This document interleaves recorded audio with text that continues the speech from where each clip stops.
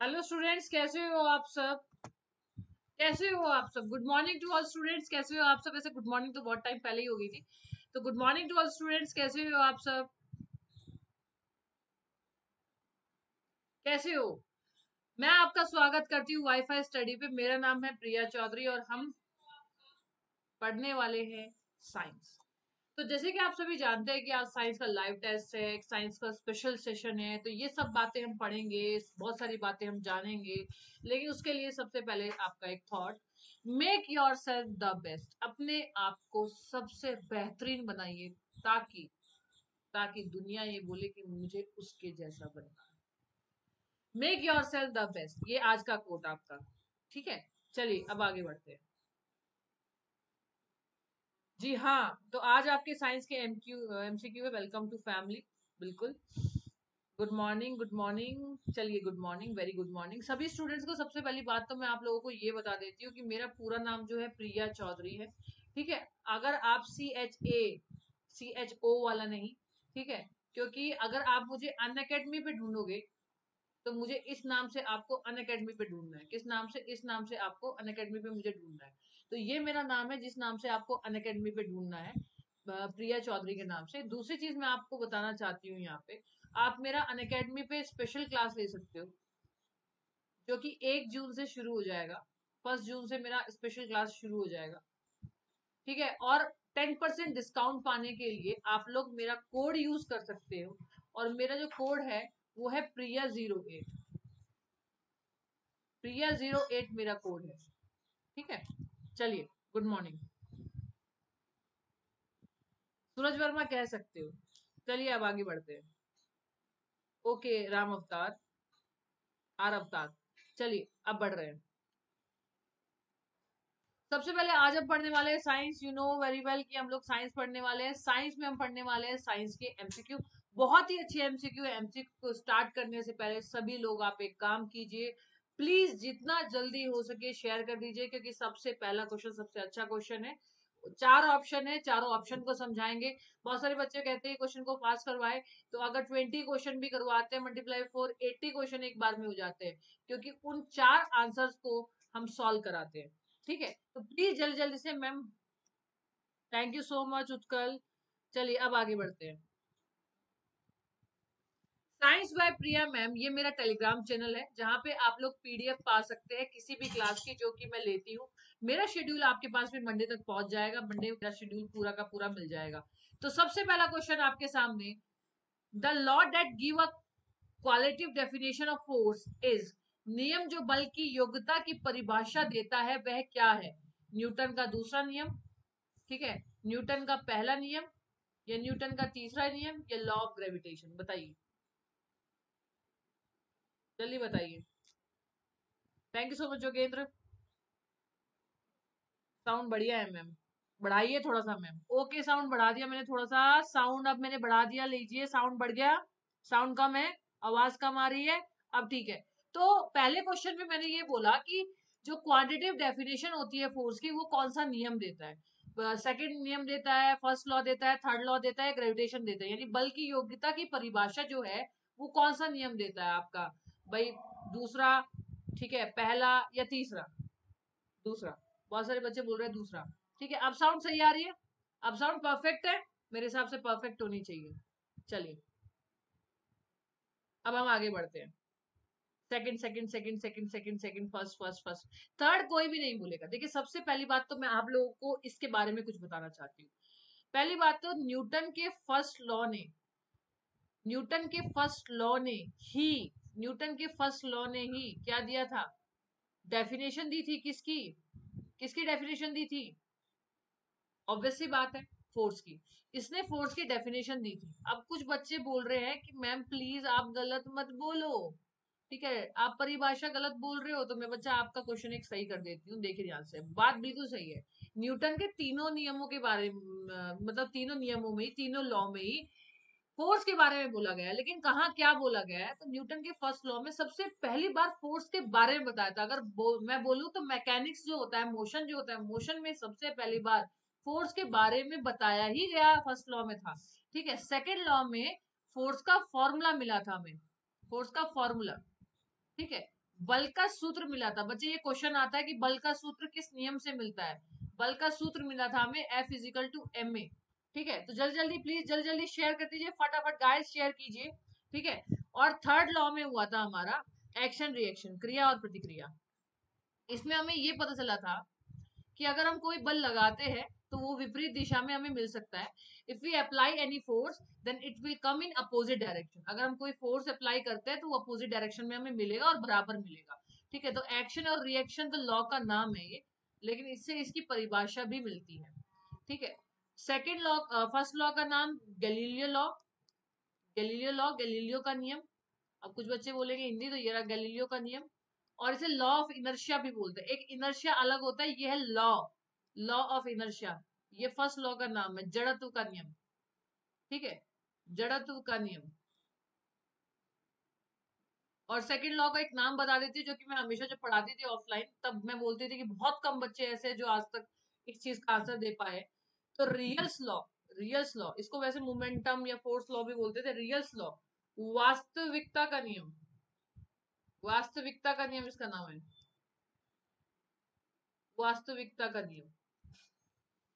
ठीक है, conservation of momentum Jaideep लगता है रॉकेट और एयरक्राफ्ट में। कंजर्वेशन ऑफ मोमेंटम, सेकंड और थर्ड लॉ को कंजर्वेशन ऑफ मोमेंटम बोलते हैं। ठीक है, कहती बात समझ में आई?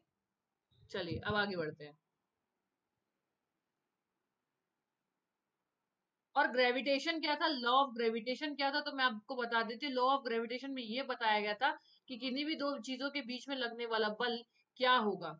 ठीक है, अगर दो मासेस है इनके बीच में लगने वाला बल क्या होगा, तो ये था G equal to F1 F2, sorry, G equal to F r square. Gravitational law में ये बोला गया था कि F is directly proportional to m1 m2 upon R square, और G की वैल्यू जो निकालती F r square upon m1 m2। खैर, ये पूरा एक लॉ था। साउंड नहीं आ रही है? ठीक है, आइए आगे बढ़ते हैं। The metal whose electrical conductivity is more is, वह धातु जिसका विद्युत चालकता अधिक है। ठीक है, जो पिछले क्वेश्चन में मैंने समझाया, पिछले क्वेश्चन में मैंने आपको 7 चीजें एक बार में बताई। तीनों लॉ का नाम बताया, क्या काम है ये बताया, किसने फॉर्मूला दिया था ये बताया। ठीक है, किसने फोर्स की डेफिनेशन दी थी ये बताया। अब हम आते हैं सेकंड पे। The metal whose electrical conductive, वह धातु जिसका विद्युत चालकता अधिक है। कहने का मतलब है जिसके अंदर ज्यादा अच्छी तरीके से इलेक्ट्रिसिटी फ्लो हो सकती है। तांबा, एल्युमिनियम, सिल्वर, लेड, जिसके अंदर जो इलेक्ट्रॉन होते हैं वो बहुत तेजी से दौड़ते हैं, फ्लो होते हैं। तो ये आंसर सबको पता होना चाहिए। सुरेंद्र, मैंने वॉल्यूम को बढ़ा दिया, वैसे भी जो मेरी आवाज है ना वो बहुत तेज आवाज है। सुरेंद्र एक बार चेक करो, मैंने वॉल्यूम को बढ़ा दिया है। वैसे मैंने कोशिश की है कि मैं वॉल्यूम को बढ़ाऊं, मैंने वॉल्यूम को बढ़ाया है। अगर कोई प्रॉब्लम है तो प्लीज प्लीज दोबारा से बताइए। लेड नहीं होगा, इसका सही आंसर है silver. Silver is a good conductor of electricity. Silver जो है वो गुड कंडक्टर है। लेकिन अगर ये गुड कंडक्टर है तो हम इसका इस्तेमाल घरों में क्यों नहीं करते? क्योंकि आपको पता है कि सिल्वर जो होता है, चांदी जो होती है वो महंगी होती है, इसलिए उसका घरों में इस्तेमाल हम लोग नहीं कर सकते। ठीक है, सिल्वर। अब आगे बढ़ते हैं नेक्स्ट। इसमें ज्यादा समझाने के लिए कुछ था नहीं, इसलिए आगे बढ़ जाते हैं। The unit of electrical resistance of a conductor, एक चालक के विद्युत प्रतिरोध की इकाई। ठीक है, एक चालक के विद्युत प्रतिरोध की इकाई, तो रेजिस्टेंस की यूनिट पूछी है उसने। ठीक है, प्रतिरोध की इकाई फैरेड, वोल्ट, एम्पियर, ओम। अब आप लोगों को क्या करना होगा, अब आप लोगों को पहले तो ये पता होना चाहिए कि रेजिस्टेंस प्रतिरोध क्या होता है, फिर उसकी यूनिट पता होगी। अगर नहीं पता है तो फिर मैं इसमें ओम्स लॉ को समझाऊंगी। जरा सभी बच्चे ध्यान से सुनिएगा कि ओम्स लॉ क्या होता है, ओम्स का नियम क्या होता है, क्योंकि इस बार के सीजीएल के एग्जाम में क्वेश्चन आया था। ठीक है, बिल्कुल बिल्कुल आदि। चलिए, लेड कंडक्टर, हाँ जी, लेड बैड कंडक्टर है, बिल्कुल बिल्कुल। सुरेश ने बहुत अच्छा आंसर दिया कि लेड जो है वो बैड कंडक्टर है। ठीक है, और कृष्णा कृष्णा कुमार साहू, मैम हीट का गुड कंडक्टर क्या है, तो हीट का भी गुड कंडक्टर जो होता है सिल्वर होता है। ठीक है, हीट का भी गुड कंडक्टर सिल्वर होता है। और गुड कंडक्टर की बात यह है कि अगर सपोज करो आपने एक सिल्वर का चमचा रखा हुआ है किसी कढ़ाई में, तो बहुत जल्दी एक जगह से दूसरी जगह हीट फ्लो करेगा, बहुत बहुत बहुत जल्दी वो चमचा गर्म हो जाएगा। ठीक है, चलिए ओम, बिल्कुल सही है, इसका आंसर जो है वो ओम है, क्योंकि according to Ohm's law, according to Ohm's law, Ohm's law, ठीक है, ओम्स नियम के हिसाब से, ओम्स नियम ने ये कहा था, जो आपके घर में आपने देखा होगा ना, घर में कभी लाइट कम आती है, घर में कभी लाइट ज्यादा आती है, तो कम ज्यादा लाइट क्यों आती है, तो मैं आपको बताती हूँ कि अगर आपके घर में पीछे से वोल्टेज, वी से वोल्टेज होता है, अगर पीछे घर में पीछे से वोल्टेज जो है वो कम आ रही है, अगर वोल्टेज क्या आ रही है, कम आ रही है, तो आपके घर में आने वाला करंट भी, आपके घर में आने वाला करंट भी कम होगा। यही ओम्स ने बताया था। अगर पीछे से ज्यादा वोल्टेज आ रही है तो करंट भी ज्यादा आएगा। शक्तिमान के टाइम की बात करो, जब आप छोटे होते थे, जब छोटे थे तो लाइट जो थी वो डिम आती थी, जब छोटे थे लाइट डिम आती थी, आपने देखा होगा। तो क्यों होता था, पीछे से वोल्टेज कम आती थी, तो फिर आपके पास में एक स्टेबलाइजर होता था, आप कट कट कट कट कर देते थे घुमा के। तो आप वो कट कट कट कट क्या करते थे, आप लोग वोल्टेज को बढ़ाते थे, जिससे आने वाला करंट भी बढ़ जाता था। ठीक है, इतनी बात समझ में आई। पुनिया पिंकी, एक बार बच्चा हेडफोन यूज करो, क्योंकि मैंने बहुत ज्यादा तेज में बोल रही हूँ, बहुत ज्यादा आवाज आ रही होगी तेज, हो सकता है आधों के तो कान खराब हो जाए।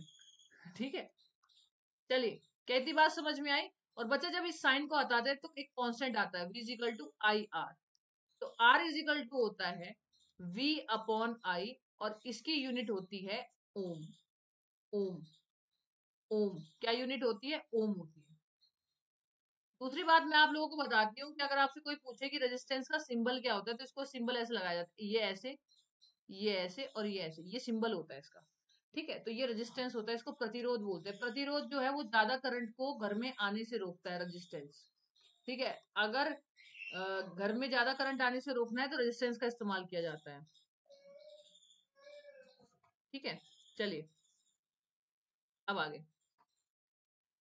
A ray of light traveling obliquely from denser to rare, प्रकाश की एक किरण सघन से दुर्लभ माध्यम तक यात्रा करती है तो वह, यानी अगर कोई लाइट डेंसर से रेयर जाती है, प्रकाश का एक किरण अगर सघन माध्यम से यात्रा करता है दुर्लभ माध्यम पे, दुर्लभ माध्यम का मतलब है विरल माध्यम में अगर वो चलता है, तो वो नॉर्मल से अभिलंब से झुकेगा, अवलंब के पास झुकेगा, अभिलंब से दूर जाएगा, या जैसा है वैसा ही रहेगा।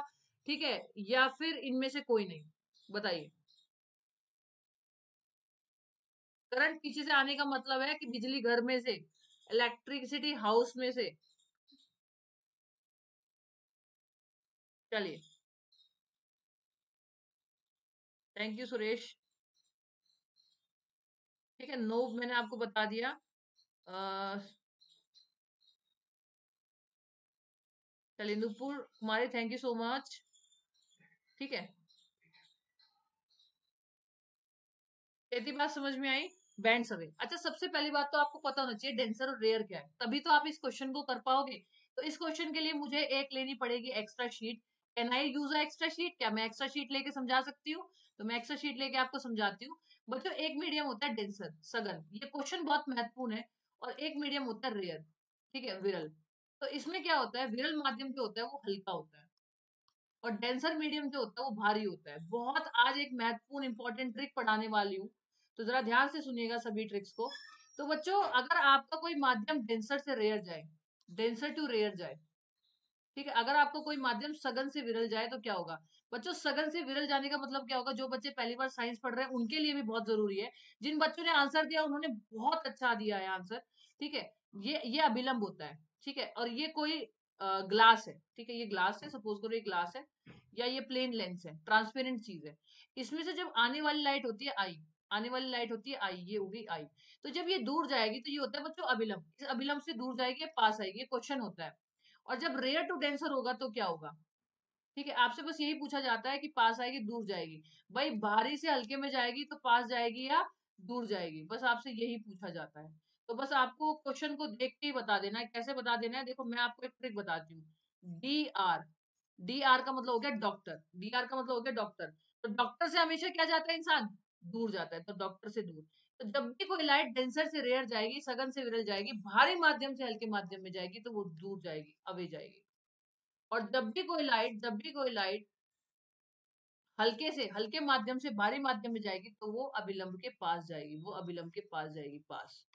ठीक है, टूवर्ड्स। इसका आंसर क्या होगा? जब भी आप डेंसर से रेयर जाओगे तो हमेशा याद रखना, अगर इतना भी याद नहीं रखना तो हमेशा याद रखना डेंसर से rare, D R, D R का मतलब डॉक्टर, भैया डॉक्टर से दूर रहना चाहिए, अवे। ठीक है, तो bends away from the normal, तो इसका आंसर बी है। और बहुत ही बेहतरीन जो बच्चों ने मुझे जवाब दिया। ठीक है, सोनू बिल्कुल सही बच्चा, सोनू कुमार मेरा नाम लो बच्चा, ऐसे तो फिर बहुत सारे बच्चों के नाम लेने पड़ेंगे। ठीक है, अश्वनी बहुत अच्छी बात है। चलिए,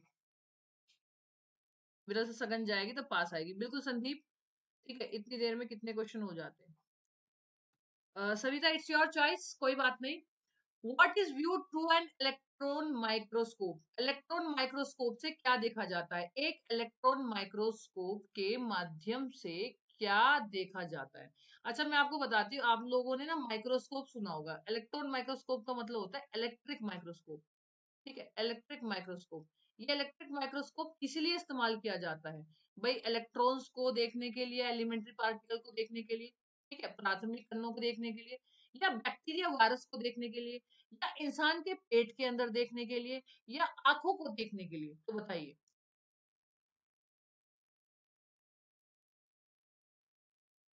थैंक यू सुरेश। ठीक है, अमित, वोल्टेज क्या होता है? Potential difference. ठीक है, आइए, बी बी बी। तो बहुत सारे बच्चों का आंसर सही है। जो इलेक्ट्रो माइक्रोस्कोप होता है, ये बैक्टीरिया और वायरस को देखने के लिए इस्तेमाल होता है। अब आपको मैं एक चीज और बता देती हूँ कि माइक्रोस्कोप के अंदर जो लेंस यूज होता है, माइक्रोस्कोप के अंदर जो लेंस यूज होता है, लेंस आपसे लेंस भी तो पूछ सकता है, वो लेंस आपका होता है कॉन्वेक्स, उत्तल लेंस यूज होता है आपके माइक्रोस्कोप में। ठीक है, कॉन्वेक्स, उत्तल। आपको हमेशा ये एक चीज याद रखनी है कि हमारी जिंदगी में ही एक्स है, तो हमारी आंखों में भी एक्स है, कॉन्वेक्स। फोटो कैमरा में एक्स होता है, माइक्रोस्कोप में भी एक्स होता है, और टेलीस्कोप में भी। कौन से? सिंपल जो माइक्रोस्कोप होता है। अच्छा, इसने बोला इनसाइड द ह्यूमन स्टमक, इसका क्वेश्चन मैं बहुत बार करवा चुकी हूँ। इसके लिए एंडोस्कोपी की जाती है, एंडोस्कोपी। क्या की जाती है? अगर किसी इंसान के पेट में झांकना है तो एंडोस्कोपी की जाती है, और ये तब की जाती है जब किसी को अल्सर हो। चलिए अब आगे बढ़ते हैं। What happened to its potential energy when an object is taken to high altitude? जब किसी वस्तु को ऊंचाई पर ले जाया जाता है तो उसकी संभावित ऊर्जा क्या होती है? Its potential energy increases, इसकी संभावित ऊर्जा बढ़ती है। Its potential energy decreases, इसकी संभावित ऊर्जा घटती है। Its potential energy remains same, इसकी संभावित ऊर्जा समान रहती है। None of these, इनमें से कोई नहीं। बताइए। चलिए चलिए, और बताइए बच्चा। ठीक है, तो मैं आपको बताती हूँ अल्सर में क्या होता है। जब पेट में छाले होती है, पेट में जख्म हो जाते हैं, तब यूज किया जाता है एंडोस्कोपी। और एंडोस्कोपी का भी फिनोमिना टीआईआर का होता है। ठीक है, अब बताइए, जल्दी बताइए।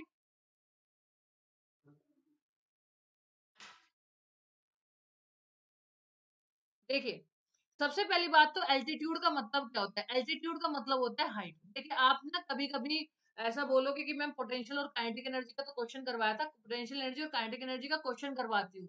जो कल करवाया था वो मैकेनिकल था, आज पोटेंशियल है। ठीक है, वो पूछ रहा है कि अगर हम हाइट पे लेते चले जाए तो पोटेंशियल एनर्जी बढ़ेगी या घटेगी? तो हमेशा याद रखना कि बढ़ेगी। क्यों? क्योंकि पोटेंशियल एनर्जी का फॉर्मूला होता है एम जी एच। ठीक है, एम जी का एच मतलब होता है मास इंटू ग्रेविटी और इंटू हाइट। तो इसका मतलब क्या होता है? द्रव्यमान इंटू गुरुत्वीय, ठीक है, इंटू गुरुत्वीय और इंटू लंबाई या हाइट। ठीक है, तो ये फॉर्मूला होता है किसका? पोटेंशियल एनर्जी का। तो बच्चों ध्यान से सुनो, पोटेंशियल एनर्जी का ये फॉर्मूला होता है। तो PE is directly proportional to H. अगर कभी भी कहीं पे हाइट बढ़ेगी, क्योंकि हाइट ज्यादा होगी, तो किसी की भी पोटेंशियल एनर्जी बढ़ेगी। हमेशा याद रखना कि काइनेटिक एनर्जी किसी के वेग से, किसी के वेलोसिटी से बढ़ती है, और पोटेंशियल एनर्जी किसी के हाइट बढ़ने से होती है। कहती बात समझ में आई? जो हाइट पर जाते हैं, बिल्कुल बिल्कुल सही है संदीप। ओके नसीब, ma'am increase the difficulty of question. ठीक है, ओके नसीब, आई विल, मैं कोशिश करती हूँ। ठीक है, और अगर आप लोगों से कोई पूछे भाई काइनेटिक एनर्जी में क्या होगा, तो हमेशा याद रखना कि हाफ एम वी स्क्वायर। तो अगर किसी की वेलोसिटी बढ़ेगी, अगर किसी की हम वेलोसिटी वो बढ़ा देंगे, ज्यादा कर देंगे, तो उसकी काइनेटिक एनर्जी बढ़ जाएगी। ये काइनेटिक एनर्जी के लिए याद रखिएगा, जो मैंने आपको बताया वो पोटेंशियल एनर्जी होती है। दूसरी बात मैं आपको बता देती हूँ कि मैकेनिकल एनर्जी, यांत्रिक ऊर्जा जो होती है, वो kinetic energy plus potential energy होती है। ठीक है, अगर किसी भी चीज में काइनेटिक और पोटेंशियल एनर्जी दोनों है, क्षैतिज और गतिज ऊर्जा दोनों है, तो उसमें मैकेनिकल एनर्जी होगी, यांत्रिक ऊर्जा होगी। तो मैंने पूरा एक पोस्टमार्टम कर दिया क्वेश्चन का। आगे बताइए आगे। The gas use in discharge tube for optical decoration and advertising is, optical सजावट और विज्ञापन के लिए डिस्चार्ज ट्यूब में किस गैस का उपयोग किया जाता है? बच्चे ये एनसीईआरटी बेस्ड क्वेश्चन है आपका, एनसीईआरटी बेस्ड क्वेश्चन, बताइए जल्दी। ठीक है, तेजस्विनी साउंड बढ़ाए। ओ, अरे कितना साउंड बढ़ाऊं, एक्चुअली मैंने अपनी तरफ से कोशिश की है।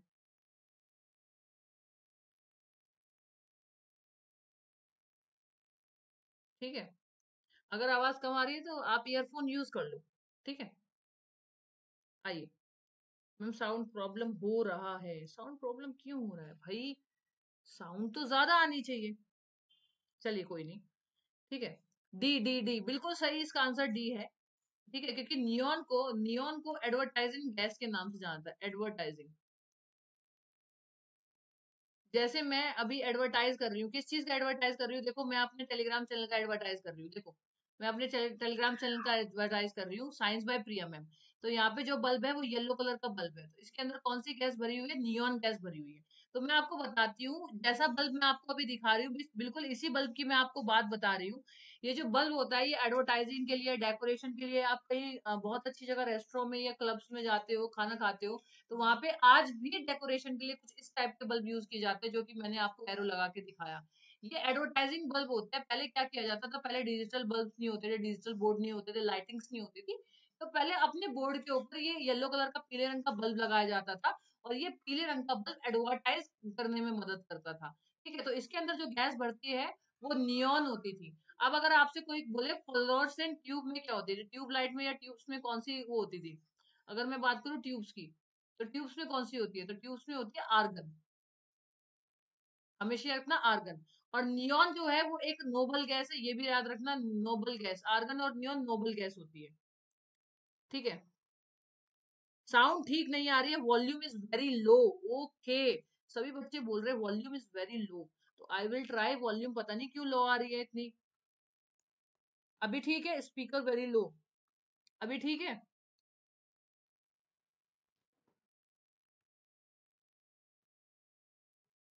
अभी ठीक है? Argon argon argon. चलिए,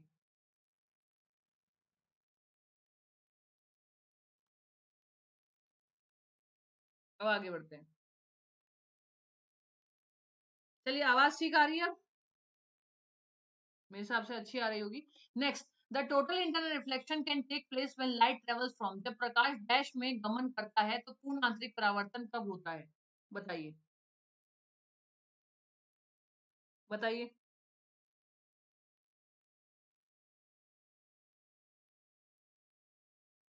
चलिए, टॉपिक वाइज भी पढ़ाऊंगी। चलिए, मैम रोज की तरह साउंड नहीं है। चांदनी, अब बताओ बच्चा, साउंड ठीक है? अब मेरे हिसाब से ठीक होगी। Okay, next. Total inter reflection के बारे में पूछा, इसको शॉर्ट में ना TIR बोलते हैं। क्या बोलते हैं शॉर्ट में? TIR। तो टोटल इंटर रिफ्लेक्शन, इसमें क्या होता है? जैसे सपोज करो ये ट्यूब है, तो इसमें अगर मैंने कोई लाइट भेजी तो ये थोड़ी देर फंसेगी और फंसने के बाद बाहर निकलेगी, तो कोई भी चीज चमकती हुई नजर आती है। तो टोटल इंटर रिफ्लेक्शन का, पूर्ण आंतरिक परावर्तन का एक छोटा सा कॉन्सेप्ट ये है कि अगर कोई लाइट जाती है तो उसके अंदर टकराती है, ऐसा लगता है चमक रही है। ठीक है, तो उसने कहा कि ये गमन होगा तो किस माध्यम से, किस माध्यम में होगा? जब डायमंड से ग्लास में जाएगी, जब वाटर से ग्लास में जाएगी, जब एयर से वाटर में जाएगी, या एयर टू ग्लास में जाएगी, जब हीरे से कांच में जाएगी, जब पानी से कांच में जाएगी, या वायु से पानी में जाएगी, या वायु से कांच में जाएगी? बताइए। ओके बिपिन। ए। देखो सबसे पहली बात तो देखो TIR का मीडियम क्या होता है। तो एक मेरे पास ट्रिक है, एक ट्रिक मैं अप्लाई करती हूँ तुम लोगों के लिए। ठीक है, मैं 7 मिनट ट्रिक में नहीं, पर मैं आपको यहाँ पे ट्रिक सिखा रही हूँ, जरा मेरे प्यारे बच्चों सारे ध्यान से देखना। एक ट्रिक है, देखो TIR, टोटल इंटर रिफ्लेक्शन, पूर्ण आंतरिक परावर्तन। तो टी से टैबलेट, और टैबलेट कौन देता है? टी से टैबलेट। टैबलेट कौन देता है? डॉक्टर। टी से टैबलेट, टैबलेट कौन देता है? डॉक्टर देता है। ठीक है, तो डॉक्टर का मतलब डेंसर टू रेयरर। तो TIR में कोई भी प्रकाश विरल से सघन जाता है, विरल से सघन। और आप सभी को पता है कि डेंसर का मतलब क्या होता है? डेंसर का मतलब होता है भारी, और रेयर का मतलब होता है हल्का। तो अब ये देखो कि भारी से हल्का कौन सा है? एयर जो है, अब ये देखते हैं, देखो डायमंड जो है वो भारी है ग्लास से, तो ये डी हो गया, ये आर हो गया। ये भारी है, ये हल्का है। पानी जो है, पानी जो है लिक्विड है, ग्लास जो है सॉलिड है, ठीक है, तो ये हल्का हो गया, ये भारी हो गया। एयर जो है वो गैस है, वाटर जो है लिक्विड है, तो ये आर हो गया, ये डी हो गया। एयर जो है वो क्या है? हल्का है। ग्लास जो है सॉलिड है, तो ये हो गया आर। यानी आपको ये देखना है कि देखो, ग्लास जो है वो सॉलिड ठोस का बना होता है, तो ठोस भारी होता है पानी से, तो इसीलिए इसका ऑप्शन हो गया डी। क्योंकि डायमंड और ग्लास दोनों ही ठोस है, लेकिन सबसे ज्यादा ठोस आपका डायमंड होता है। ठीक है,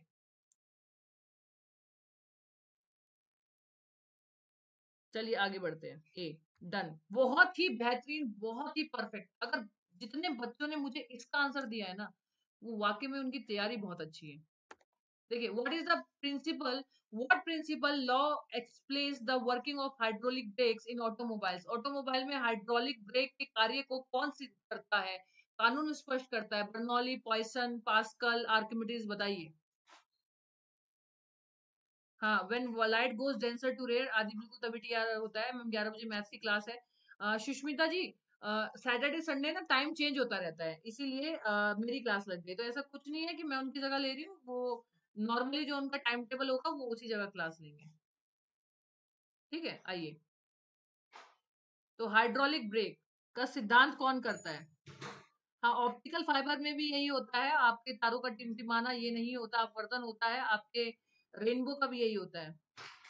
चलिए, बिल्कुल सही, पास्कल। तो पास्कल लॉ ने हाइड्रोलिक ब्रेक्स के बारे में बताया था, इसकी वर्किंग के बारे में बताया था। तो पास्कल ने, पहली बात तो जो पास्कल है, पास्कल नाम के साइंटिस्ट थे जिन्होंने ये लॉ दिया था। और आपकी प्रेशर की, आपकी दाब की जो यूनिट होती है, दाब, वो भी क्या होती है? पास्कल होती है।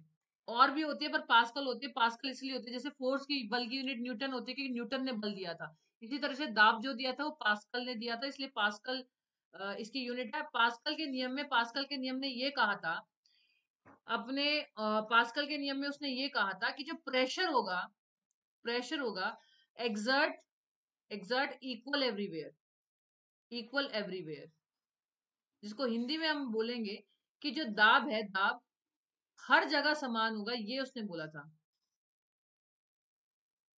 और ये इसके दो एग्जाम्पल है, एक तो आपका हाइड्रोलिक ब्रेक है, एक आपका हाइड्रोलिक ब्रेक है, और दूसरा आपका हाइड्रोलिक लिफ्ट है। हाइड्रोलिक ब्रेक और हाइड्रोलिक लिफ्ट, ये दोनों इसके आंसर है। तो इसने पूछा हाइड्रोलिक ब्रेक, तो पास कर लो।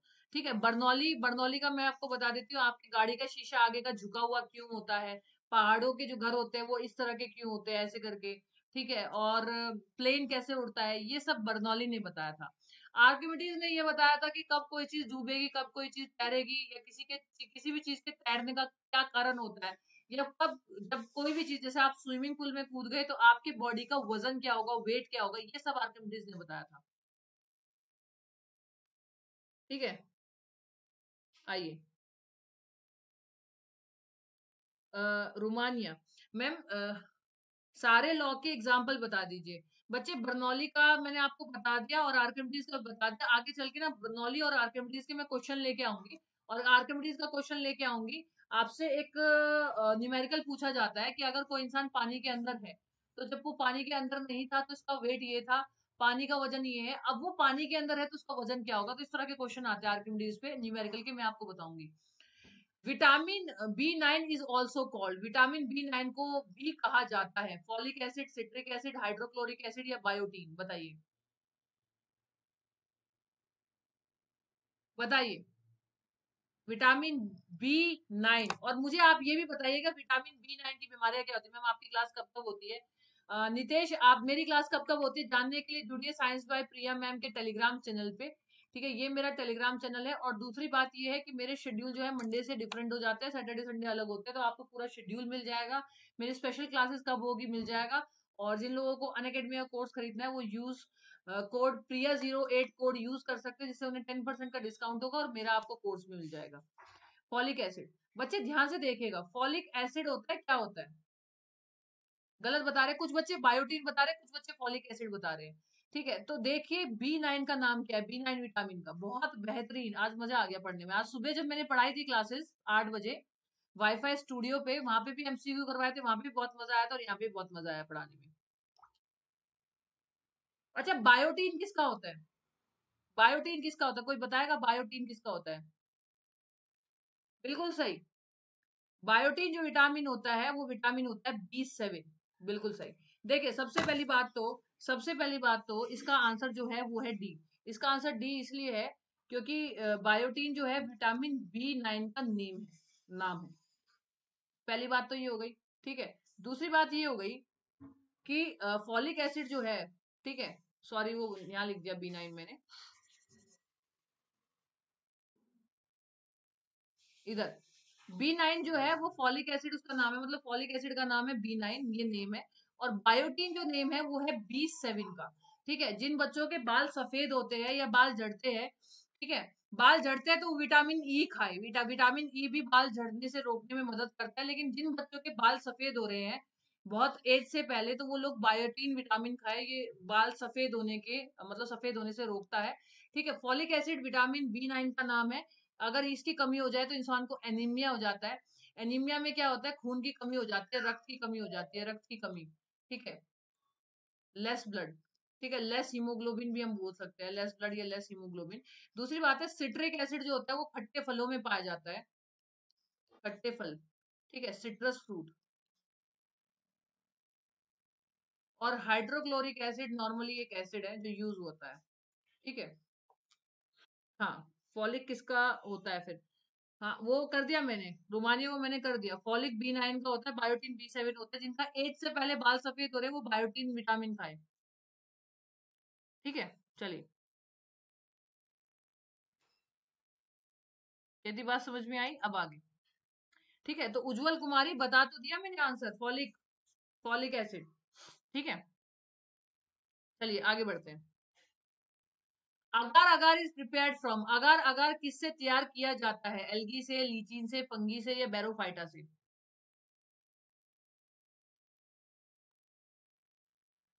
Dhirendra Yadav, ma'am science details नहीं पढ़ाती। धीरेन्द्र, मैं इससे ज्यादा डिटेल नहीं पढ़ा सकती वरना 4 ही क्वेश्चन हो पाएंगे। ठीक है, मुनी मैं आपको क्वेश्चन बता दूंगी। आंवला is the best source of citric acid, बिल्कुल चांदनी, क्योंकि वो धोने पे भी नहीं निकलता ना गर्म होने पे निकलता, सबसे बेस्ट सोर्स है आंवला। ठीक है, आइए, फॉलिक एसिड किसका, कंफ्यूज हो गया बच्चे।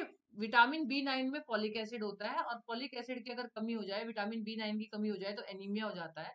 और जो आपका बायोटीन होता है वो विटामिन B7 का नाम होता है, अगर इसकी कमी होती है तो एज से पहले बाल सफेद होने लग जाते हैं। ठीक है, तो बच्चे पहली बात तो ये अगार अगार क्या है, तो मैं बताती हूँ। अगार अगार जो होता है वो जेल होता है। ठीक है, जो माइक्रोबायोलॉजी में प्रिपेयर किया जाता है, माइक्रोबायोलॉजी में प्रिपेयर किए जाने वाला एक जेल होता है। इस जेल की लोग आइसक्रीम बनाते हैं। और जेलीज जो होती है, जेलीज जो आप जेलीज की फॉर्म में कुछ खाते हो, वो इसी जेल की बनाई जाती है, जो कि एल्गी की बनती है। ठीक है, तो एल्गी का अगार अगार जेल बनाया जाता है। तो आपसे एग्जाम में ये भी पूछा जा सकता है कि किस एल्गी का अगार अगार जेल बनाया जाता है। ठीक है, पहला तो इसके दो एग्जाम्पल है, एक है जेलिडियम, जेलिडियम। ठीक है, मैम केमिस्ट्री क्वेश्चन कराए मैम, नो केमिस्ट्री क्वेश्चन भी आ जाएंगे। मैम बनाना में कौन सा विटामिन होता है? मैम आपका टेलीग्राम पर हो, बिल्कुल विष्णु, मैं टेलीग्राम पे हूँ, साइंस बाय प्रिया मैम नाम से। ठीक है, चलिए आइए।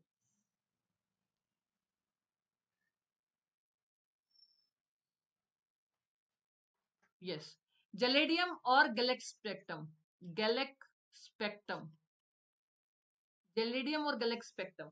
ठीक है, साइंस बाय प्रिया मैम पे जुड़िए टेलीग्राम चैनल पे अपनी PDF पाने के लिए। शैवाल जिसको हिंदी में बोला जाता है, बिल्कुल सही। और मैं आपको एक और चीज बताने वाली हूँ एल्गी की। एल्गी CO2 फिक्सेशन करने में बहुत मदद करता है। CO2 फिक्सेशन करने का मतलब होता है कि अगर इन्वायरमेंट में, अगर हवा में कार्बन डाइऑक्साइड ज्यादा हो गई है तो उसको फिक्स करने में एल्गी बहुत मदद करता है। और चाइना में इसका पूरा एक बगीचा है जहाँ पे CO2 फिक्सेशन के लिए प्रॉपरली वो बनाया गया है, इसका प्रॉपर प्रॉपर एक बगीचा है। ठीक है, चलिए। अनुज B11 नाम का विटामिन होता ही नहीं है। ठीक है। B4 B8 B10 और B11 विटामिन नहीं होता। एनटीपीसी का एग्जाम बहुत जल्दी होगा, लॉकडाउन के खत्म होते हैं अगर कोई एग्जाम मुझे लगता है तो सबसे पहले एनटीपीसी होगा। ठीक है, कहती बात समझ में आई? तो ऋषभ मैंने बता दिया कि बी रासायनिक नाम फॉलिक ऋषभ श्रीवास्तव B11 का रासायनिक नाम फॉलिक एसिड कैसे हो सकता है जब B4 B8 B10 और B11 विटामिन होते ही नहीं है। ठीक है, कहती बात समझ में आई? हाँ, अनअकैडमी प्लस पे आएगा बिल्कुल। क्या कहते हैं, वीरभ। हम्म। चलिए, सतीश कोरोना वायरस के बारे में बताने में तो दिक्कत हो जाएगी। ठीक है, चलिए। एल्गी प्लस फंगी इज लीचिन आदि बिल्कुल सिम्बायोटिक रिलेशन इस्तेमाल करते हैं वो। ठीक है। How many cards is pure gold. ठीक है, how many carats is pure gold, शुद्ध सोना कितने कैरेट का होता है? तुम्हारे कमेंट के चक्कर में क्वेश्चन पे ध्यान नहीं दिया। शुद्ध सोना कितने कैरेट का होता है? और अगर कोई सोना शुद्ध नहीं होता तो उसकी कठोरता के लिए क्या और कौन सा धातु मिलाया जाता है? बताइए जल्दी। सभी को पता है कि शुद्ध सोना जो होता है 24 कैरेट का होता है। ठीक है, 24 carat gold is pure gold. ठीक है, प्योर गोल्ड। और आपको एक चीज बताती हूँ कि प्योरिटी को नापने के लिए, इसकी प्योरिटी को नापने के लिए, इसकी शुद्धता को नापने के लिए कैरेट का इस्तेमाल किया जाता है, कैरेट का। और आपको दूसरी बात और बताती हूँ, डायमंड की शुद्धता भी कैरेट में नापी जाती है। Diamond also, diamond also.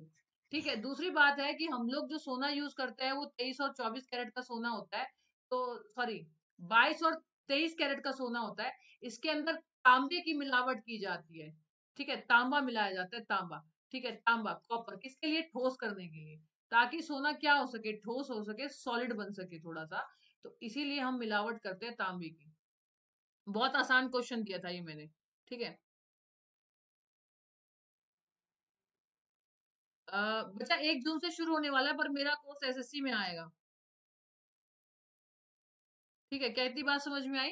Galvanised iron is coated with, जस्ते लोहे की डैश के साथ लेपित किया जाता है। गैल्वेनाइज्ड आयरन, गैल्वेनाइज्ड आयरन का मतलब एक प्रोसेस होता है गैल्वेनाइजेशन, गैल्वेनाइजेशन। तो गैल्वेनाइजेशन प्रोसेस में क्या किया जाता है? किसकी लेपिंग की जाती है? आपको पता है भाई, अब आपके जो कूलर वगैरह है, खैर लोग एसी भी इस्तेमाल करते हैं, लोगों के घर में प्लास्टिक के लोहे के कूलर होते हैं। आपने देखा होगा, बचपन में देखा होगा कि लोहे के कूलर को 1 या 2 सीजन के बाद हम लोगों को पेंट करना पड़ता था ताकि उसको जंग ना लगे। तो उसको पेंट क्यों किया जाता था और उस पेंट के अंदर क्या होता था? जल्दी बताइए। Zinc zinc zinc zinc zinc. Indrajit सबसे ज्यादा साइंस ही आता है।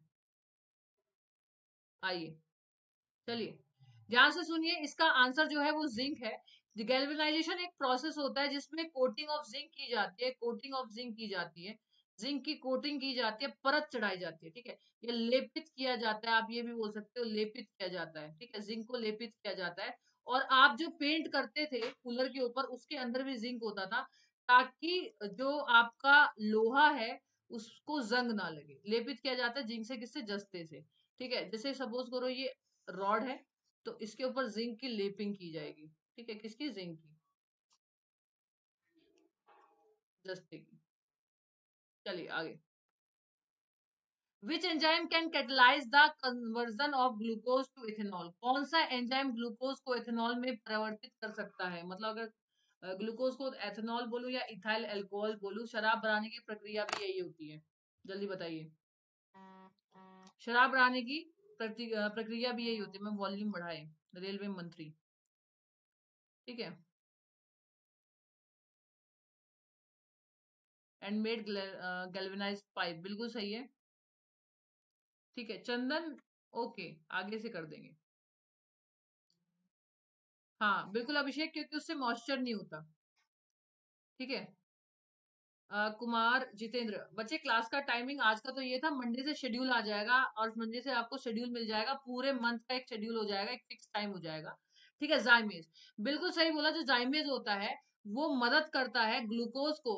ठीक है, ग्लूकोज को कैटलिस्ट के फॉर्म में यूज किया जाता है, वो ग्लूकोज को किस में बदल देता है? एथेनॉल में बदल देता है। और यही प्रोसेस होता है शराब बनाने का, जाइमेज।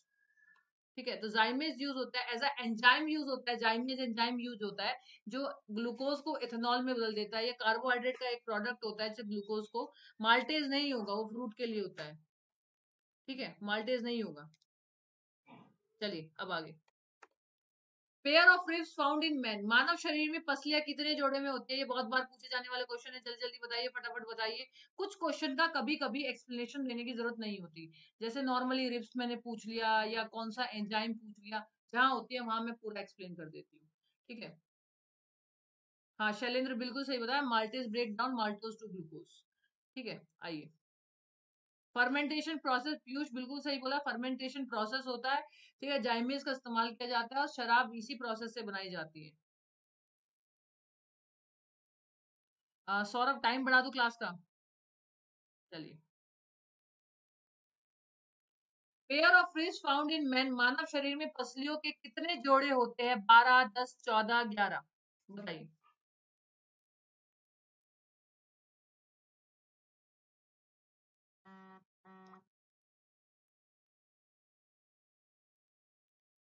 ठीक है, गैलीना अलग चीज होता है बच्चा, अनु कुमारी।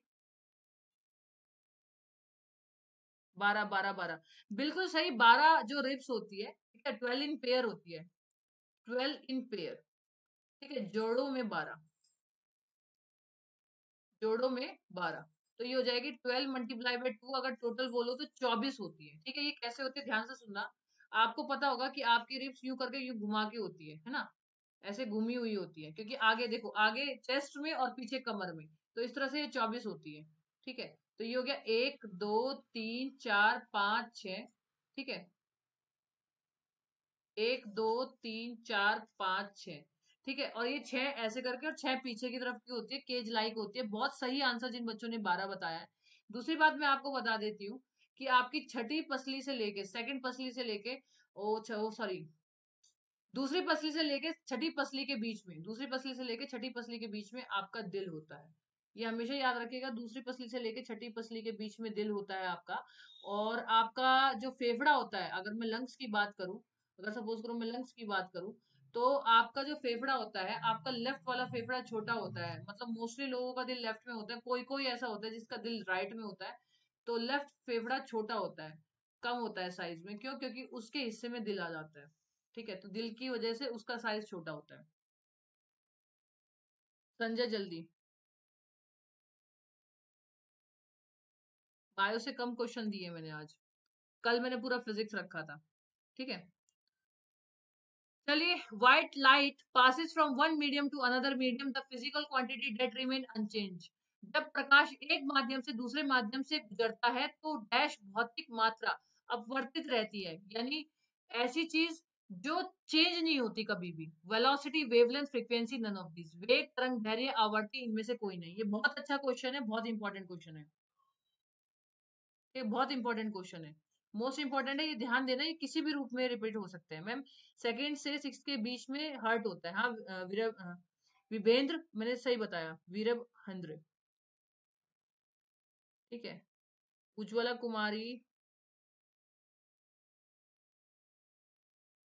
सौरभ मैंने कोई टाइम इसलिए नहीं बोला, ठीक है, क्योंकि कल से टाइम टेबल मेरा पूरा चेंज होने वाला है। ठीक है, आगे। Frequencies, wavelength. ठीक है, फ्रीक्वेंसीज, वेवलेंथ। ओके, अब ध्यान से सुनो मेरी बात। सबसे पहली बात, तो जब कोई लाइट किसी माध्यम से किसी माध्यम में जाती है, सपोज करो कि ये एक माध्यम होगा, ये एक मीडियम हो गया, ये एक माध्यम है और ये दूसरा माध्यम है। तो जब एक मीडियम से दूसरे मीडियम में जाएगी तो क्या बदलता है, ये हमेशा याद रखना कि क्या चीज नहीं बदलेगी, कभी भी कुछ भी हो जाए, और क्या बदलेगी। जैसे ये एक लाइट आई, ये आई है, ये आर है, क्या बदलेगा?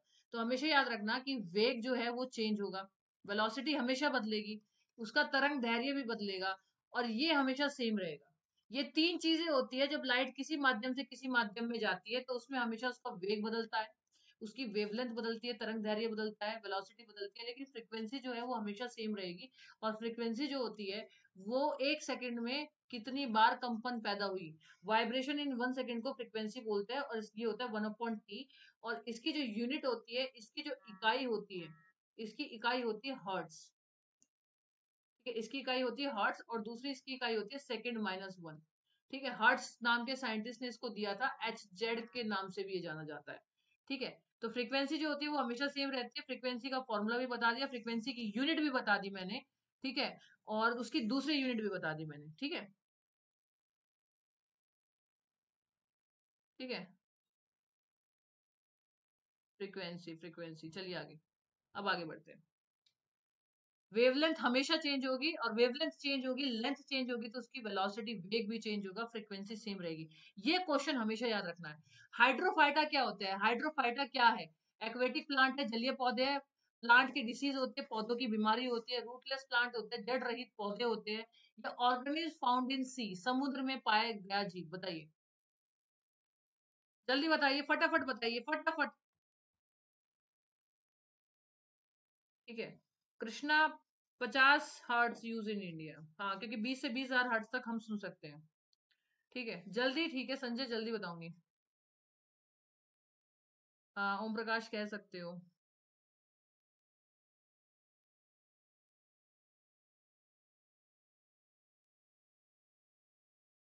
चलिए,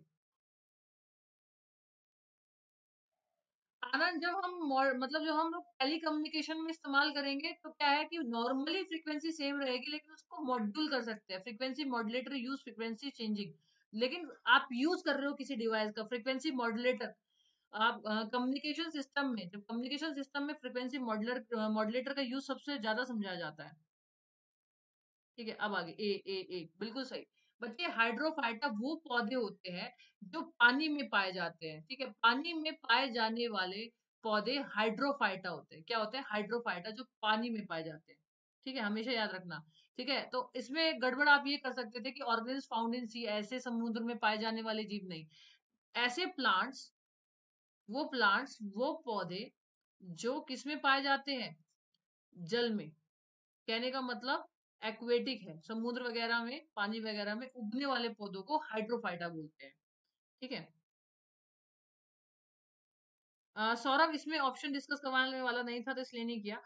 1 horsepower is equal to, 1 horsepower किसके बराबर होता है? ये इस बार के 2019 के एसएससी सीजीएल, ठीक है, अभी जो ये अभी आपका जनवरी या फरवरी में हुआ था, अभी इसी वाले जनवरी फरवरी में जो हुआ था, उसी में आया हुआ क्वेश्चन है ये। ठीक है, उसी में आया हुआ क्वेश्चन है कि भाई 1 हॉर्स पावर क्या होता है, 1 HP कितना होता है, कितने वॉट होता है, 1 HP कितने वॉट होता है? इसका आंसर तो सबसे चाहिए मुझे, सबसे ही आंसर चाहिए। ओमी पांडे, बल्ब ब्लिंक इसलिए करता है कि उसका जो रेजिस्टेंस होता है वो एक्सिस करंट आने को रोकता है। ठीक है, और आप ये कह सकते हो एक्सिस ऑफ इलेक्ट्रॉन से, ज्यादा इलेक्ट्रॉन से भी ऐसे होता है।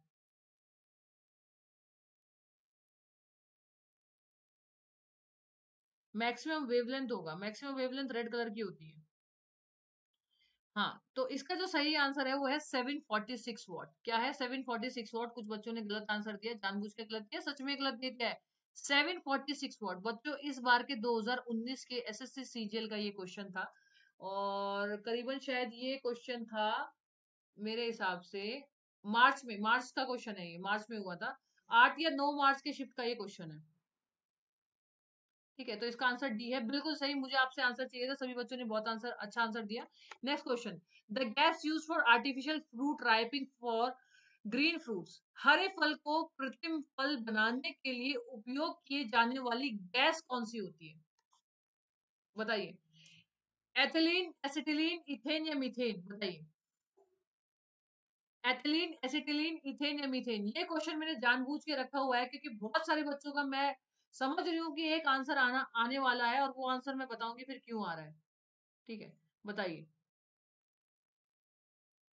हाँ, मंडे का टाइमिंग अभी एक्चुअली चंदन मेरे पास ना टाइम टेबल नहीं आया मंडे का, लेकिन टाइम टेबल जानने के लिए जुड़े रहिए ना साइंस बाय प्रिया मैम पे, उस पे आपको टाइम टेबल मिल जाएगा, वहां पे और पूरा 1 महीने का टाइम टेबल आ जाएगा, मंडे टू फ्राइडे का। मैम, एनटीपीसी में साइंस, अगर आपने इंद्रजीत ग्रुप डी दिया है तो 25 क्वेश्चन आते हैं, भरा हुआ है। ठीक है, एनटीपीसी का भरा हुआ तो पूरे जीएस के पेपर में मैक्सिमम क्वेश्चन इसी के होंगे।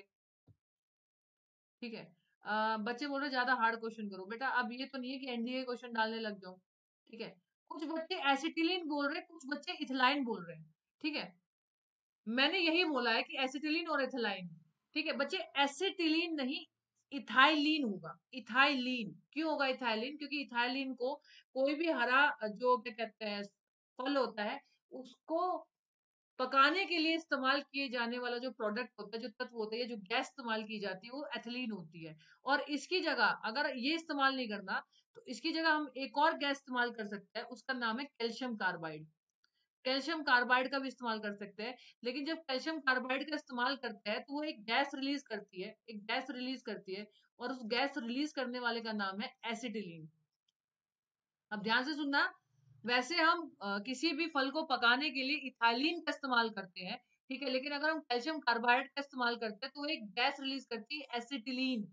ठीक है, तो इसलिए आप सभी बच्चों का जवाब जो है वो एसिटिलीन आया होगा। समझे एसिटिलीन क्यों? कुमार विधान यादव, आप साइंस में प्रिया मैम टेलीग्राम चैनल पे अपनी क्वेरीज भेज दो, जब मैं फ्री होंगी क्वेरीज सॉल्व कर दूंगी, ठीक है। चलिए, study of flower is called, फूलों के अध्ययन को क्या कहा जाता है? घास विज्ञान, विनोलॉजी, पॉलिनोलॉजी, पुष्प कृषि, एग्रोस्टोलॉजी, फिनोलॉजी, पॉलिनोलॉजी, फ्लोरिकल्चर। बताइए। हाँ सोनू, आपने बहुत जगह एसिटिलीन पढ़ा होगा, तो मैंने बता दिया ना, कैल्शियम कार्बाइड का जब इस्तेमाल करते हैं तो उसमें से गैस रिलीज होती है, एसिटिलीन। ठीक है। और पीयूष ने बहुत अच्छा जवाब दिया कि इथिलीन जो होता है वो प्लांट हार्मोन होता है, जो कि फूड की राइपिंग में मदद करता है। आप लोग एक बार बेटा गूगल चेक कर लेना, ये कंफ्यूजिंग क्वेश्चन था, तो कुछ बच्चे बोल रहे हैं कि मैम ये बहुत इजी क्वेश्चन है। कंफ्यूजिंग क्वेश्चन था तभी मैंने दिया, और मैंने आपको कहा था कि क्वेश्चन देने के बाद मैं जानती हूँ कि बहुत सारे बच्चों का क्या आंसर आएगा, और वो गलत है। ठीक है। फ्लोरिकल्चर, बच्चे इसका आंसर फ्लोरिकल्चर भी नहीं है, इसमें से कोई भी इसका आंसर नहीं है। मैं आपको बताना चाहती हूँ कि फ्लोरिकल्चर तो कल्टीवेशन होता है, इसका कल्टीवेशन। इसका सही आंसर है, इसका सही आंसर है एंथोलॉजी, एंथोलॉजी। ठीक है, कल्टीवेशन। ठीक है, जो पौधे उगाने की एक जो प्रक्रिया होती है, जो हम पौधे उगाते हैं, पुष्प उगाते हैं, जैसे कोई खेती करता है, ठीक है, खेती जो करते हैं उसे कहते हैं कल्टीवेशन। ठीक है, तो फूलों की खेती को फ्लोरिकल्चर बोलते हैं, ये खेती है, लेकिन इसकी स्टडी को एंथोलॉजी बोलते हैं। तो मैंने एक साथ दो क्वेश्चन करवा दिया आपको। ठीक है, तो फ्लोरी फ्लोरी मुझे पता था जवाब देने वाले हो, इसलिए मैंने आपको बताया। ठीक है, कहती बात समझ में आई? क्लियर है? मैथ का क्लास नहीं पता कुमार मुझे, क्योंकि सर की, रोहित सर की 3-4 दिन से तबीयत भी खराब थी, 2 बार तो मैंने ही क्लास ली है उनकी। ठीक है, अब आगे बढ़ते हैं। तो study of flower is called, फूलों के अध्ययन को क्या कहते हैं? एंथोलॉजी। और इसकी खेती को बोलते हैं फ्लोरिकल्चर। क्या बोलते हैं? खेती को। ठीक है, कल्टीवेशन, कल्टीवेशन का मतलब होता है खेती। चलिए, चीटिंग कभी कभी तो चीटिंग कर सकती हूँ मैं। Which of the following gas is present under the pressure in soft drinks? बच्चे, आप लोग जो थम्स अप वगैरह पीते हो, कोल्ड ड्रिंक्स पीते हो, हालांकि अभी कोरोना वायरस है तो नहीं पीनी चाहिए, मेरी रिक्वेस्ट है सबसे, बी सेफ। तो ऑक्सीजन, नाइट्रोजन, कार्बन डाइऑक्साइड या नाइट्रोस ऑक्साइड, क्या होता है बताइए? भाई जो आप, ये आपकी जो कोल्ड ड्रिंक होती है, सपोज करो ये कोल्ड ड्रिंक है, तो इस कोल्ड ड्रिंक के अंदर क्या मिला होगा बताइए? कोल्ड ड्रिंक के अंदर क्या होता है?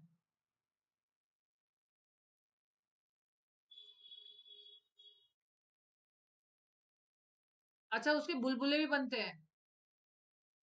अच्छा, एक बात और बताऊंगी, एक बात और बताऊंगी मैं, एक बात और बताऊंगी। ठीक है, फ्रूट, फ्रूट, आदर्श फ्रूट। ठीक है, ध्यान से सुनो। कुछ लोग ऐसे होते हैं जिनसे कोल्ड ड्रिंक नहीं पी जाती, क्योंकि उनको, उसको पीते ही ना उनका गला जलता है। होता है ना कुछ लोग, उसको पीते ही उनका गला जलता है, वो माजा पीते हैं फिर। ठीक है, तो मैं बता देती हूँ कि जो कोल्ड ड्रिंक होती है उसके अंदर जो गैस होती है वो होती है आपकी CO2 गैस। कौन सी गैस होती है? CO2 गैस होती है। और मैं आपको बताती हूँ दूसरी बात, बेटा आपकी सारी गैसेस ऑक्साइड के साथ मिला के एसिड बनाती है। आपकी सारी गैसेस जो होती है वो एसिड होती है, गैस अम्ल होती है, हमेशा याद रखिएगा। सारे धातु, सारे मेटल जो होते हैं वो बेस होते हैं, क्षार होते हैं। और सारी गैसेस, और सारी गैसेस जो होती है, मेटल जो होता है ऑक्साइड के साथ मिला के बेस बनाता है, और सारी गैसेस जो होती है वो आपकी क्या होती है? अम्ल होती है, अम्ल होती है। इसीलिए किसी भी इंसान का कोल्ड ड्रिंक पीने के बाद गला जलता है। समझे? कितनी बात समझ में आई? अच्छा, नाइट्रस ऑक्साइड जो है वो मैं बहुत बार बता चुकी हूँ, अब तो मैंने इसका क्वेश्चन भी कराना कम कर दिया। लाफिंग गैस, बच्चों को याद हो गया, नाइट्रस ऑक्साइड, लाफिंग गैस। ठीक है, कितनी बात समझ में आई? नाइट्रोजन जो है वो आपके एटमोस्फियर में मैक्सिमम है, और ऑक्सीजन आपके एटमॉस्फेयर में 21% है। हालांकि आप इसे ना 20 से 20 1% के बीच में रखिए।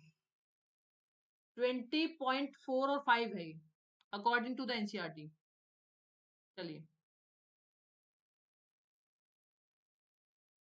कोई बात नहीं ब्रजेश, ठीक है। कहती बात समझ में आई, साउंड लो है मैम। दोबारा से बताती हूँ, आपके एटमॉस्फेयर में 20 से लेके 21% ऑक्सीजन होती है। ये एनसीईआरटी का डाटा है, एग्जाम के लिए 21% याद रखें। करीबन करीबन 72 से लेके 74% आपकी नाइट्रोजन प्रेजेंट होती है। कार्बन डाइऑक्साइड जो होती है वो कोल्ड ड्रिंक में प्रेजेंट होती है। गला इसलिए जलता है क्योंकि जितनी भी गैसेस होती है वो एसिड होती है जब बनती है। ठीक है, नाइट्रस ऑक्साइड गैसेस में मैं बोलूं जितने भी अधातु होते हैं, जितने भी नॉन मेटल होते हैं वो सब एसिड होते हैं, और मेटल सारे बेस होते हैं। इसका एक दिन रिएक्शन भी करके दिखा दूंगी। और नाइट्रस ऑक्साइड जो होता है वो लाफिंग गैस होता है। अब आगे, बिल्कुल लास्ट, जल्दी। The element which is commonly use in nuclear for producing electricity bye nuclear fission is. परमाणु विखंडन द्वारा बिजली उत्पादन के लिए आमतौर पर उपयोग किए जाने वाला तत्व कौन सा होता है? तो इसका आंसर मैं ही बता देती हूँ। तो बच्चे इसका आंसर है यूरेनियम। ठीक है, नमस्ते भाई, नमस्ते सभी को, नमस्ते। इसका आंसर है यूरेनियम। ठीक है, जो आपके न्यूक्लियर रिएक्टर होते हैं, बिजली बनाने वाले जो बड़ी बड़ी मशीन्स होती है, उनमें न्यूक्लियर फिजन होता है, नाभिक के विखंडन होता है। तो आपका जो यूरेनियम 92 होता है वो टूट जाता है आपका क्रिप्टॉन में और बेरियम में। ठीक है, तो क्रिप्टॉन 36 में और बेरियम 56 में। कैटरीना की 36 इंच की कमर और बेरियम 56 इंच का सीना। 36 इंच की कमर, 56 इंच का सीना, तो 36 क्रिप्टॉन, बेरियम 56। ये ट्रिक मैं बताती हूँ, चलिए। Curd is sour due to presence of dash की उपस्थिति से के कारण दही खट्टी होती है। तो दही के अंदर कौन सा ऐसा एसिड पाया जाता है जिसकी वजह से वो खट्टी होती है? Citric acid, lactic acid, acetic acid, या इनमें से कोई नहीं? या इनमें से कोई नहीं, बताइए। मैम सुपर चैट अनेबल कीजिए। सी सी सी सी सी सी। ठीक है, इनो सोडियम बाइकार्बोनेट। निम्मी गलत है बेटा। क्या कहते हैं, इनो में सोडियम बाइकार्बोनेट नहीं होता। इनो में मैग्नीशियम हाइड्रोक्साइड होती है जिसका नाम मिल्क ऑफ मैग्नीशिया, और दूसरा नाम आंट एसिड होता है, आंट एसिड। ठीक है, और क्या कहते हैं, मिल्क ऑफ मैग्नीशिया, और एक्चुअल नेम जो केमिकल नेम होता है वो होता है मैग्नीशियम हाइड्रोक्साइड, क्योंकि हम बेस का इस्तेमाल करेंगे इनो में। चलिए अब आगे बढ़ते हैं। तो इसका सही आंसर है लैक्टिक एसिड। देखिए सिट्रिक एसिड जो पाया जाता है वो खट्टे फलों में पाया जाता है, खट्टे फल में। ठीक है, सिट्रस फ्रूट में पाया जाता है। दूसरी बात मैं आपको बताना चाहती हूँ, लैक्टिक एसिड जो पाया जाएगा वो मिल्क प्रोडक्ट में बनाया जाएगा। दूध उत्पाद जितने भी होंगे उनमें जो एसिड पाया जाता है, उत्पाद, उनमें जो एसिड पाया जाता है वो सब का सब जो है सिट्रिक है। एसिडिक एसिड जो पाया जाता है वो पाया जाता है विनेगर में। ठीक है, सिरके में, सिरका। चलिए, तो बिल्कुल सही आंसर सिरके में एसिटिक एसिड। अच्छा, एसिटिक एसिड का एक और नाम होता है एथेनॉइक एसिड। एसिड एसिड को दूसरे नाम से जाना जाता है जिसका नाम होता है एथेनॉइक एसिड, एथेनॉइक अम्ल। ठीक है, लैक्टिक एसिड दूध से बनी चीजों में पाया जाता है, सिट्रिक एसिड खट्टे फलों में पाया जाता है।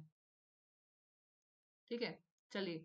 जैसे सिट्रिक एसिड मतलब lemon, orange. Fertiliser having high nitrogen content, fertiliser में सबसे ज्यादा नाइट्रोजन पाया जाता है, तो वो क्या होता है? यूरिया होता है, अमोनियम सल्फेट होता है, अमोनियम नाइट्रेट होता है, या कैल्शियम सिट्रेट होता है? तो जो आप फर्टिलाइजर इस्तेमाल करते हो, आप सबको पता है कि फर्टिलाइजर में अमोनिया होता है। लेकिन अमोनिया किस फॉर्म में, मतलब नाइट्रोजन के साथ होता है, तो होता है अमोनियम नाइट्रेट। पर जितने भी आपके फर्टिलाइजर होते हैं, जो भी आप खाद डालते हो उसमें अमोनिया होता है, तो वो अमोनिया क्या होता है? अमोनियम नाइट्रेट होता है। क्या होता है? Ammonium nitrate. ठीक है, चलिए। Thank you so much Ajoy Mondal. Voice आ रही है? अमोनियम नाइट्रेट इसका आंसर है। ठीक है, अब मैं आपको बताती हूँ कि time is out now. Time out हो गया है। तो आप मुझसे जुड़े रहिए, स्टे ट्यून विद प्रिया चौधरी। ठीक है, और आप मेरे टेलीग्राम चैनल पे जुड़ सकते हो, साइंस बाय प्रिया मैम के नाम से। अब मुझे एंड करना होगा, कल का पूरा जो शेड्यूल मिलेगा आपको वो टेलीग्राम पे मिल जाएगा। टेलीग्राम पे पूरे मंथ का मंडे टू फ्राइडे का शेड्यूल मिलेगा। कल से मेरी स्पेशल क्लासेस ज्वाइन हो रही है, उसका टाइमिंग क्या होगा वो भी आपको टेलीग्राम पे लग जाएगा। तो साइंस बाय प्रिया मैम के टेलीग्राम से जुड़िए, सुखी रहिए, साइंस के क्वेश्चन समझिए, और अगर कोई दिक्कत हो तो मैं हूँ। ठीक है, चलिए मिलते हैं आपसे जल्दी, बाय बाय।